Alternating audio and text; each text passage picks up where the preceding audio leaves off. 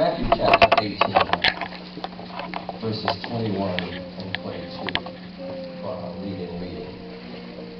When you found that in your Bibles, will you say amen? Amen. If you don't mind, if you will stand with me, I want to read from the King James translation. You should discover these words. Then came Peter to him and said, Lord, how oft shall my brother sin against me, and I forgive him? Till 7 times?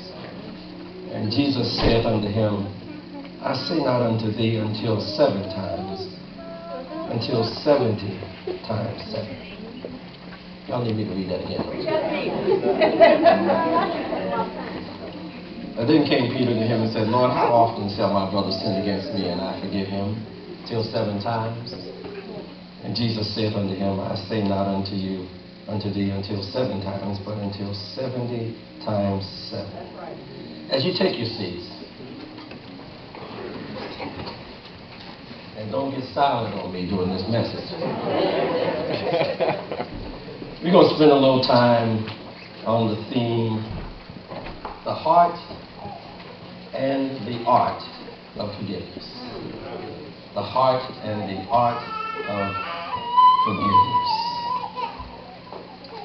I love it that Peter would, the previous dialogue was talking about 15, let me read 15 down to Lord, if the brother trespass against thee, go and tell him his fault between thee and him alone, and he shall hear thee, thou hast gained the brother. But if he will not hear thee, then take with thee 1 or 2 more, that in the mouth of 2 or 3 witnesses every word may be established. And if he shall neglect to hear them, tell it unto the church. And if he neglect to hear the church, let him be unto thee as a heathen man in the public. Verily I say unto you, whatsoever ye shall bind on earth shall be bound in heaven, and whatsoever ye loose on earth shall be loosed in heaven. And again I say unto you, that if 2 of you agree on earth as touching anything that they shall ask, it shall be done for them of my Father which is in heaven. For where 2 or 3 are gathered together in my name, there am I in the midst of them. Then came Peter to him and said, Lord, how often shall my brother sin against me, and I forgive him? This may be just a great Valentine's Day message. But it really is not focused on the Valentine's Day. It's focused on daily living. I love the way God not only challenges us where we live and breathe, but blesses us with a word, a teachable moment, life lesson that helps move us beyond where we think we are and ought to be, and where God really wants us to be. And it's life-changing when we begin to not only hear God's word, but to apply God's word to our life. I've got 3 life lessons from this storyline that I want to share with you. And I'll jump over to the Amplified for a broader, more up-to-date reading of the text here. So let me begin with this verse 23. Therefore, Amplified, the kingdom of heaven is like a human king who wished to settle accounts with his attendants. And when he began the accounting, one was brought to him who owed him 10,000 talents. Probably it says around $10 million in today's counting. And because he could not pay, his master ordered him to be sold with his wife and his children and everything that he possessed, and payment to be made. So the attendant fell on his knees, begging him, have patience with me. I will pay you everything. And his master's heart was so moved with compassion that he released him and forgave him, counseling his debt. Life lesson for John. Your debt, this is simplistic stuff, but this is powerful. Your debt to God is unpayable. But God's grace and his mercy are immeasurable. Come on, Ray. Be grateful. Your debt to God is unpayable. But his grace and mercy, God's grace and mercy are immeasurable. Be grateful. Sometimes you just have to make yourself pull up a seat within these storylines beside the characters in the story that Jesus is sharing this, because it's based on real life real life situations. And the Lord is powerfully coming alongside of a kingdom spiritual and practical message for us today. But the reality of this individual being a part of this king's work, trusted with large amounts of responsibility and large sums of money.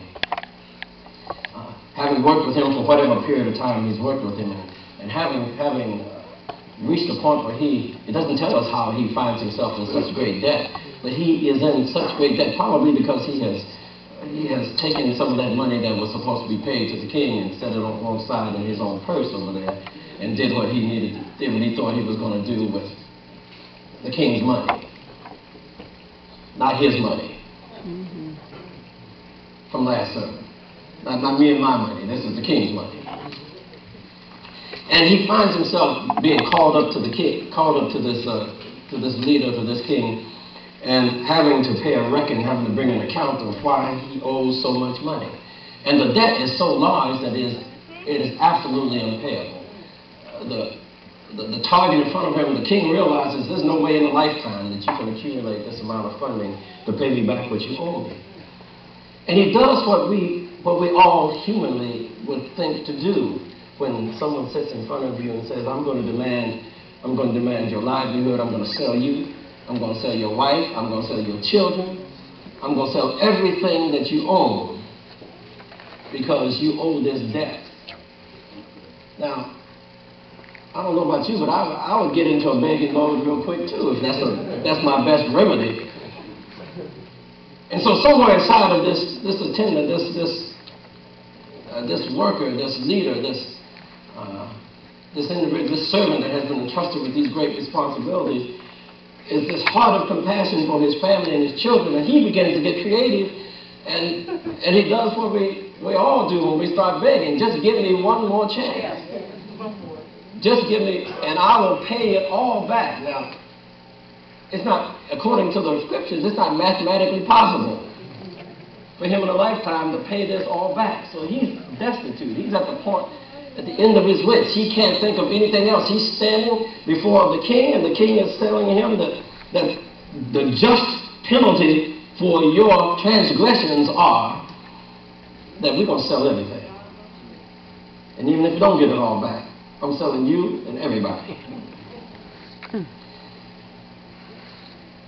Sometimes we need to realize, from God's perspective and from our operational perspective, just how inept we are, just the inability we have to pay God back for our sinfulness.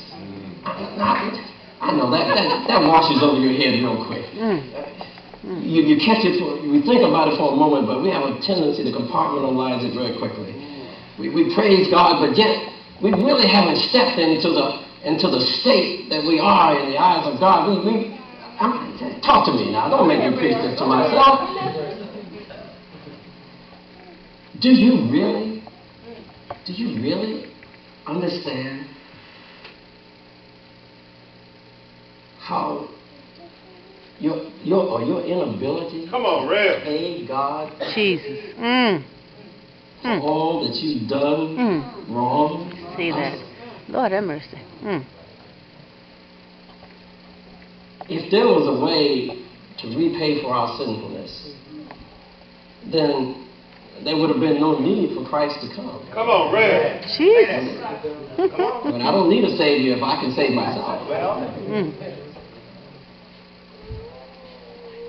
And so you hear some of the heart of God in the midst of this parable here, because now you're coming and the king is feeling, he stepped inside of his pain almost. He feels what he's going through. He understands.